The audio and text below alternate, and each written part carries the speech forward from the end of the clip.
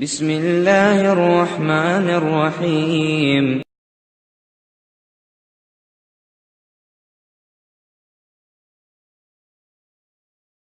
اللهم صل على سيدنا ونبينا وشفيعنا وحبيبنا ومولانا محمد صلى الله عليه وعلى آله وأصحابه وبارك وسلم أستغفر الله إن الله غفور رحيم أستغفر الله الذي لا إله إلا هو الحي القيوم وأتوب إليه لا حول ولا قوة إلا بالله العلي العظيم الحمد لله আজকের আলোচনা হলো চুরি ডাকাতি সম্পর্কিত হাদিস। চুরি করলে কি হয়, ডাকাতি করলে কি হয়, হাদিস আল্লাহ রাসূল কি বলছেন। عن أبي المليح عن أبيه قال قال رسول الله صلى الله عليه وسلم لا يقبل الله صلاة بغير طهور ولا صدقة من غلول। হযরত আবু মালিহ তার পিতা উসামা রাদিয়াল্লাহু তাআলা আনহু থেকে বর্ণনা করেন, রাসূলুল্লাহ সাল্লাল্লাহু আলাইহি সাল্লাম ইরশাদ করেছেন, আল্লাহ তাআলা পবিত্রতা ব্যতীত নামাজ কবুল করেন না এবং অবৈধ সম্পদের সদকাও কবুল করেন না। নাউজুবিল্লাহ। মুসলিম শরীফের হাদিস, তিরমিজি শরীফের হাদিস, আবু দাউদ শরীফের হাদিস, ইবনে মাজা, মুসনাদ আহমদ। ফায়দা, আলোচ্য হাদিসে বলা হয়েছে অবৈধ পন্থায় উপার্জিত সম্পদ থেকে দান সদকা করলে তা আল্লাহর দরবারে কবুল হবে না। এর কয়েকটি উদাহরণ নিম্নে উল্লেখ করা হলো। যেমন কেউ 1 লক্ষ টাকা চুরি করে সেখান থেকে 10,000 টাকা এতিমখানায় কিংবা কোনো মসজিদে দান করলো, ওইব? কারণ চুরি করা তো কি হারাম, তা হারাম কাম করে মসজিদ দিলই তো। 2 নাম্বার, কেউ 5 লক্ষ টাকা ডাকাতি করে সেখান থেকে 2 লক্ষ টাকা এতিম ও গরিবদেরকে দান করলো, হবে? অথবা কেউ 50 লক্ষ টাকা মূল্যের অন্যের সম্পদ দখল করে সেখান থেকে 5 লক্ষ টাকা মাদ্রাসায় দান করলো, হবে? অথবা কেউ 20 লক্ষ টাকা ঘুষ নিয়ে সেখান থেকে 10 লক্ষ টাকা দিয়ে একটি মসজিদ নির্মাণ করে দিল। অথবা কেউ সুদের টাকা দ্বারা এতিমখানা ভবন নির্মাণ করে দিল। মোট কথা, এইরূপ হারাম পন্থায় উপার্জিত যে কোনো সম্পদ থেকে দান সদকা করলে তা আল্লাহর কাছে কবুল হবে না এবং এর দ্বারা পরকালে কোনো সওয়াবও পাওয়া যাবে না। তাই আসুন আজ থেকে পাক্কা নিয়ত করি, জীবনে আর কখনো অবৈধ পন্থায় সম্পদ উপার্জন করব না, অবৈধ সম্পদ থেকে দান সদকাও করব না। অবৈধভাবে কোনো সম্পদ উপার্জিত করলে তা প্রকৃত মালিকের কাছে অবশ্যই ফেরত দিব। অতীতে ভুলের জন্য সম্পদের মালিক এবং আল্লাহ তাআলা উভয়ের কাছে ক্ষমা চাইব। আল্লাহ আমাদের তৌফিক দান করুন, আমিন। চুরি করার সময় মানুষের ঈমান থাকে না চলে যায়? চলে যায়। عن أبي هريرة رضي الله عنه قال قال النبي صلى الله عليه وسلم لا يزني الزاني حين يزني وهو مؤمن ولا يشرب الخمر حين يشرب وهو مؤمن ولا يسرق حين يسرق وهو مؤمن ولا ينتهب نهبه يرفع الناس إليه فيها أبصارهم حين ينتهبوها وهو مؤمن। হযরত আবু হুরায়রা রাদিয়াল্লাহু তাআলা আনহু থেকে বর্ণিত, তিনি বলেন, নবী করিম সাল্লাল্লাহু আলাইহি সাল্লাম ইরশাদ করেছেন, কোনো ব্যক্তি মুমিন থাকা অবস্থায় ব্যভিচার করে না কোনো শরাবখোর মুমিন থাকা অবস্থায় শরাব পান করে না, কোনো চোর মুমিন অবস্থায় চুরি করে না, এবং কোনো লুণ্ঠনকারী ডাকাত মুমিন থাকা অবস্থায় ডাকাতি করে না।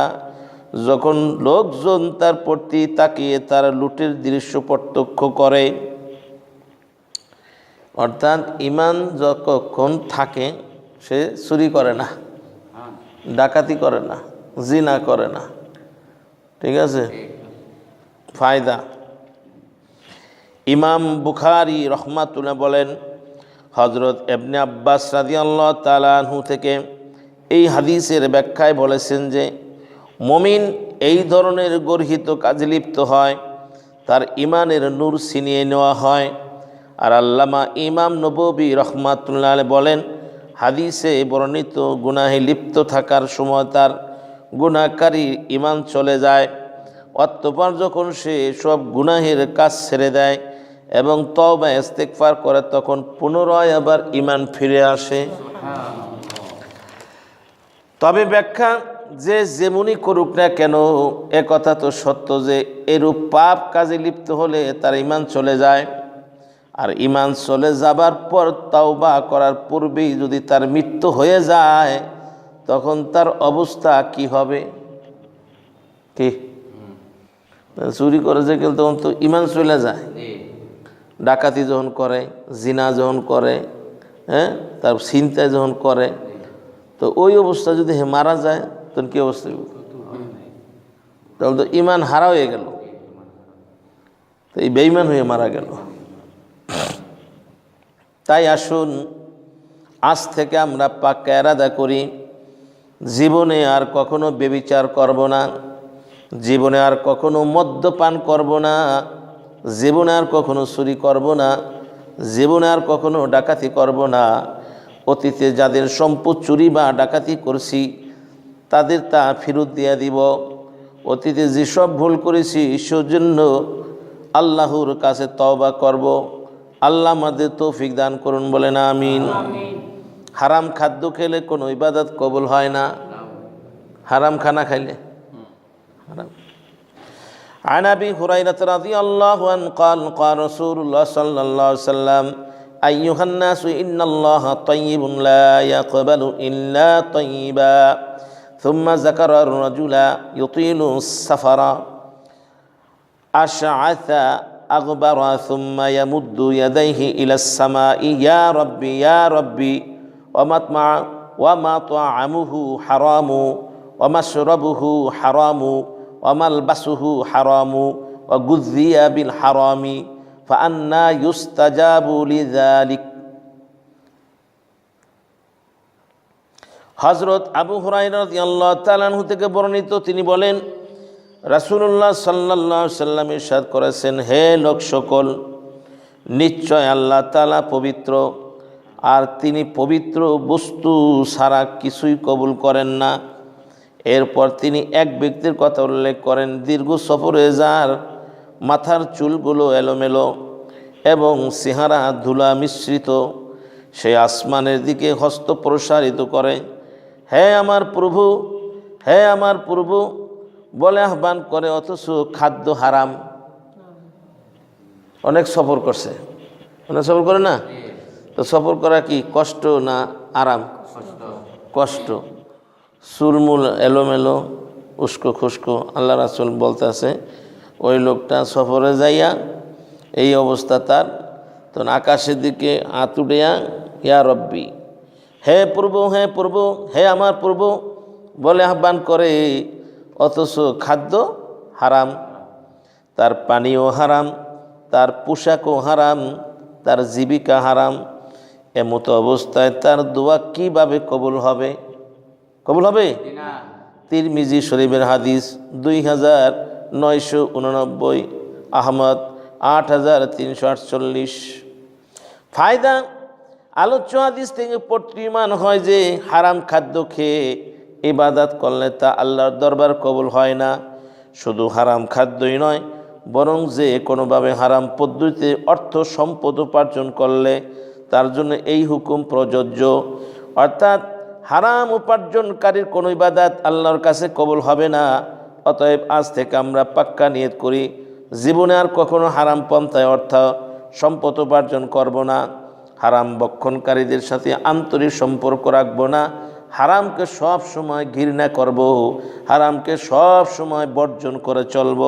আল্লাহ আমাদের আমল করার তৌফিক দান করুন, বলেন আমিন। ডাকাত ও সন্ত্রাসের শাস্তি অত্যন্ত কঠোর হবে। ডাকাত সন্ত্রাসের অনেক বড় হাদিস। হযরত আনাস ইবনে মালিক রাদিয়াল্লাহু তাআলা আনহু থেকে বর্ণিত, তিনি বলেন, উকুল বা উরাইনা গোত্রের কতিপয় লোক মদিনায় আসলে তারা অসুস্থ হয়ে পড়ে। নবী করিম সাল্লাল্লাহু আলাইহি সাল্লাম তাদেরকে উটের কাছে গিয়ে তার উটের পেশাব ও দুধ পান করার নির্দেশ দিলেন। উটের পেশাব ও দুধ পান করার নির্দেশ দিলেন। কাদেরকে? ওই অসুস্থ লোকদেরকে। তারা সেখানে চলে গেল এবং পেশাব পান করল, অথবা তারা সুস্থ হয়ে নবী করিম সাল্লাল্লাহু আলাইহি সাল্লামের রাখালকে হত্যা করল। নাউজুবিল্লাহ, দেখায়নি? হ্যাঁ, স্বাস্থ্য ভালো করে দিল, সুস্থ করলো, মানে উটের রাখাল রে। তারা সেখানে চলে গেল এবং পেশাব পান করল, তারপর তারা সুস্থ হয়ে নবী করিম সাল্লাল্লাহু আলাইহি সাল্লামের রাখালকে হত্যা করল এবং উটগুলো নিয়ে গেল। এ সংবাদ দিনের প্রথম ভাগে এসে পৌঁছল। তিনি তাদের অনুসন্ধানে লোক পাঠালেন। বেলা বেড়ে উঠলে তাদেরকে গ্রেপ্তার করে আনা হলো। এরপর তার নির্দেশ তাদের হাত ও পা কর্তন করে দেওয়া হলো। উত্তপ্ত শলাকা দিয়ে তাদের চোখ ফুঁড়ে দেওয়া হলো এবং গরম পাথরে ভূমিতে তাদের নিক্ষেপ করা হলো। তারা পানি চেয়েছিল কিন্তু দেওয়া হয়নি। আবু কিলাবা রাহমাতুল্লাহ বলেন, তারা চুরি করেছিল, হত্যা করেছিল, ঈমান আনার পর কুফরি করেছিল এবং আল্লাহ ও তার রাসূলের বিরুদ্ধে যুদ্ধ করেছিল। নাউজুবিল্লাহ। বুখারী শরীফের হাদিস 233, 1501, তারপরে 3018, 4192, 4193, অনেক অনেক বুখারী শরীফ হাদিস। ভালো রাস্তা দেখালো নবীজি, মারি হেলাইলো হ্যাঁ রাখাল। তার কি করবো, কি করা উচিত, কি শাস্তি দিছে? চোখ ফুটা করে লাইছে। তাদেরকে কি করলো? পাথরে নিক্ষেপ করলো, শলাকা দিয়ে ফুড়ে দিল, হাত পা কর্তন করলো। তো যদি ইসলামী শাসন ব্যবস্থাতে পুরাপুরি শরিয়া বাংলাদেশে, তাহলে সে না এরকম হইতো। অন করা যাইব, গ্রেফতার করে লাইব, ঠিক না? আল্লাহ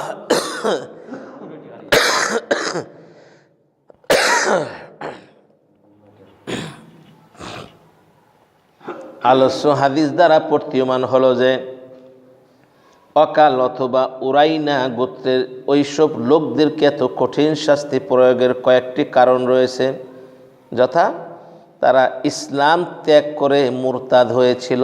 1 নাম্বার, তারা ইসলাম ত্যাগ করে, মানে ইসলাম ছাইড়ে দিয়া মুরতাদ হয়েছিল, 1 নাম্বার।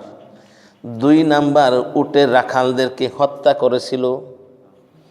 3 নাম্বার, তারা উটগুলো লুণ্ঠন করে নিয়ে যাচ্ছিল। 4 নাম্বার, তারা ডাকাতি ও সন্ত্রাসী কর্মকাণ্ডে লিপ্ত হয়েছিল। এসব কারণে রাসূলুল্লাহ সাল্লাল্লাহু আলাইহি সাল্লাম তাদেরকে এত কঠোর শাস্তি প্রয়োগের নির্দেশ দিয়েছিলেন।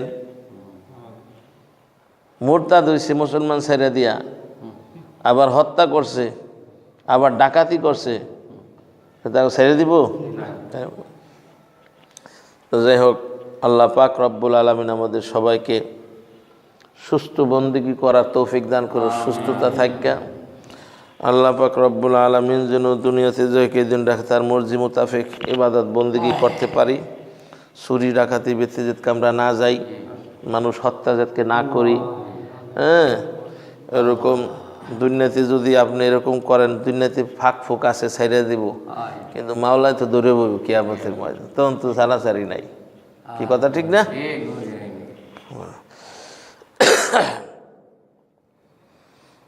অপরাধী যেই হোক তাকে শাস্তি দিতে হবে।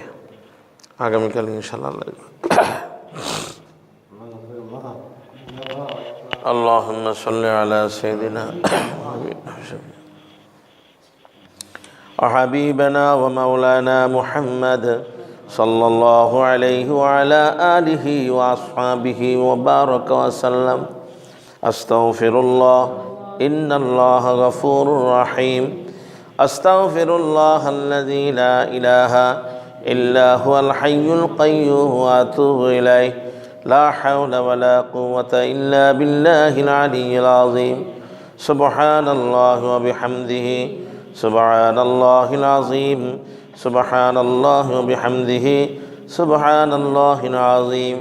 لا إله إلا الله وحده لا شريك له أحدا صمدا لم يلد ولم يولد ولم يكن له كفوا أحد. لا إله إلا الله وحده لا شريك له أحدا صمدا لم يلد ولم يولد ولم يكن له كفوا أحد. الحمد لله. الحمد لله رب العالمين والعاقبة للمتقين. اللهم اغفر لحينا وميتنا وشاهدنا وغائبنا وصغيرنا وكبيرنا وذكرنا وأنثانا. اللهم من أحييته منا فأحيه على الإسلام، ومن توفيته منا فتوفه على الإيمان. اللهم اكفني بحلالك عن حرامك واغنني بفضلك عمن سواك. اللهم ارزقني شهادة في سبيلك واجعل موتي ببلد رسولك. اللهم أعنا على ذكرك وشكرك وحسن عبادتك يا الله. ربنا ظلمنا أنفسنا وإن لم تغفر لنا وترحمنا لنكونن من الخاسرين. ربنا تقبل منا إنك أنت السميع العليم وتب علينا يا مولانا إنك أنت التواب الرحيم. رب ارحمهما كما ربياني صغيرا. رب ارحمهما كما ربياني صغيرا. وصلى الله تعالى على خير خلقه محمد وعلى آله وأصحابه أجمعين.